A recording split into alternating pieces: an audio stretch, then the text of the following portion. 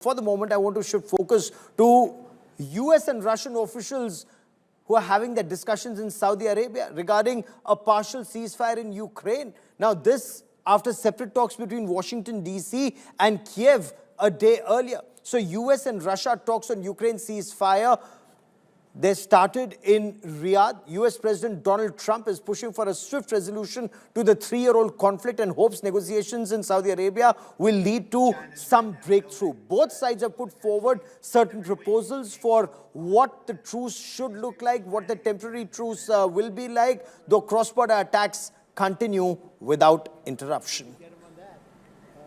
I quickly want to cut across to India Today's Foreign Affairs editor Geeta Mohan for more on this. Geeta, what more can we expect in terms of a timeline for a ceasefire? Is there common meeting ground between Russia and Ukraine that US can mediate now?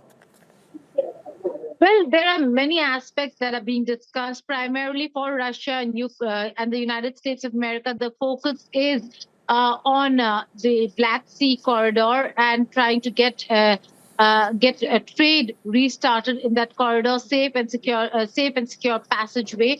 That's a very important conversation that Russia is having. But yes, they are looking at various aspects of truce and ceasefire between the two countries. This even as we're looking at an escalation at on the front lines between Russia and Ukraine. Gaurav, the Ukrainian officials had met with U.S. authorities on Sunday, and today it's the Russian officials who are meeting. We're told that Leshchenko with his delegation is still in Riyadh to have more rounds of meetings and talks with the United States of America. So yes, they're going to iron out what really looks like or could look like a peace deal or a ceasefire deal between the two countries.